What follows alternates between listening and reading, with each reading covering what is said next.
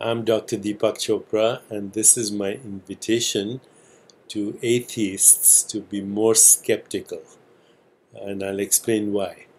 Because most skeptics, as they call themselves these days, particularly the new atheists and militant atheists, they base their ideas about reality on something called naive realism. Naive realism simply means that our perceptual experiences give us a clue to what reality is, or give us direct access to what reality is.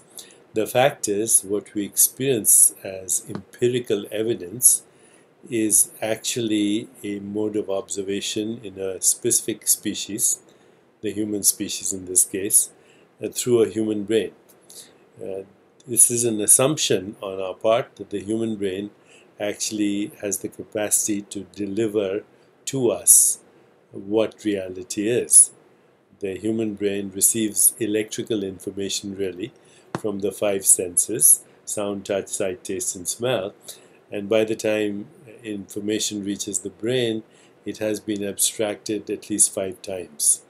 If you want to know more about this, you should basically Google or Wikipedia naive realism, which simply means that our sensory experience and the extensions of our sensory experience, whether it's through Hubble telescope or the James Watson telescope, or through the Hadron Collider, or through any technology, is still an extension of our sensory experience.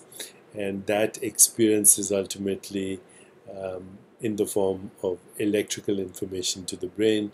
The brain has a limited capacity, and that is what we call reality. Empirical evidence is not reality. Empirical evidence is a particular mode of human observation. So once you understand that, there was a great mathematician called Alfred Korzybski who coined the word "the map is not the territory," who coined the phrase "the map is not the territory." You should look up Alfred Korzybski as well. So if you understand that your sensory experience or even empirical evidence is not reality in the true sense, but a particular map of reality, then you will not be a naive realist. It's interesting that people who are naive realists call themselves skeptics. So I'm saying to the skeptics, you're not skeptical enough. You believe in what you see, when in fact what you see is the expression of something that is unmanifest and invisible. It doesn't matter what you call it. You can call it the emptiness, or the womb of all creation, or nothing, or the field of possibilities, or God, or cosmic consciousness, or the Akashic field, or the grid, or the matrix, or the quantum vacuum. But there's something invisible that's constantly giving rise to the visible universe.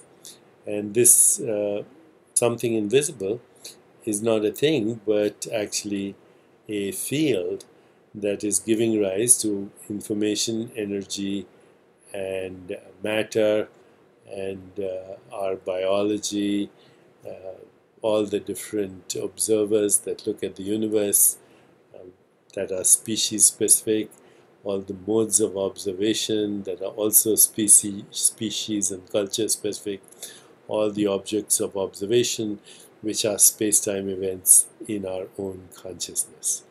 So, dear skeptics, be more skeptical. Don't be bamboozled by the appearance of the material world, because the material world, no one has proven that it exists. No one has ever proven that matter actually exists. Max Planck said mind is the matrix of all matter. And he also said you can't get behind consciousness. Schrödinger said, in truth, there is only one mind. So when we go beyond the appearance of molecules and matter, enter the subatomic cloud of particles, which are probability smears, and pierce that, we end up with a field of infinite possibilities, infinite correlation, infinite creativity, and where the power of intention of the cosmos really resides. If you were skeptical enough, you would see that you're not going far enough in your skepticism.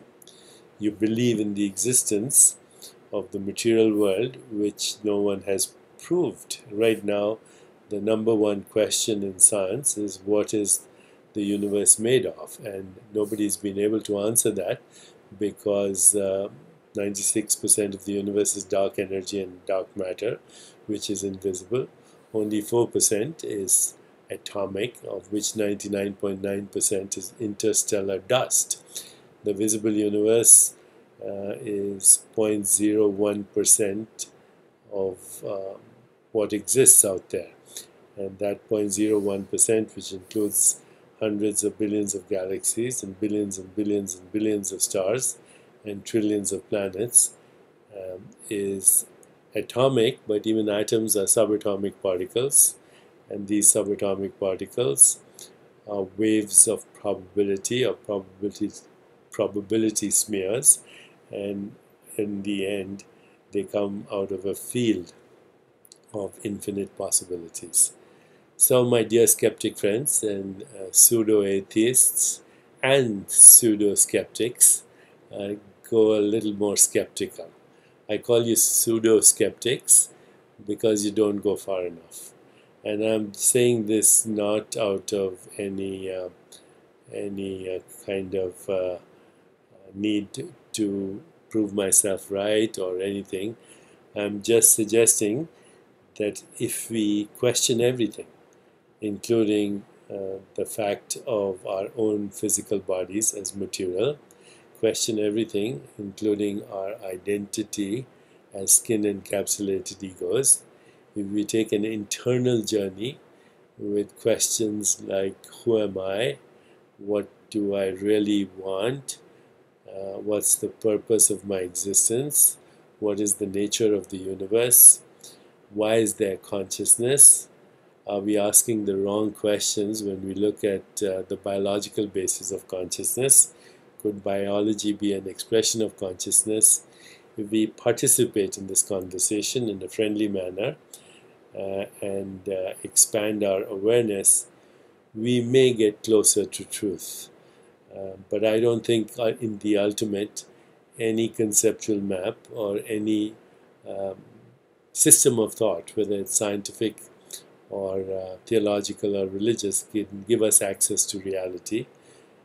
Access to reality can only come through just being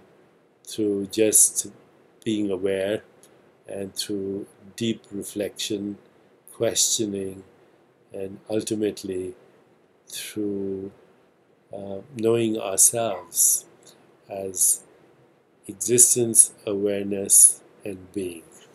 I'd love to participate in this conversation with you and hear your responses. Thank you so much.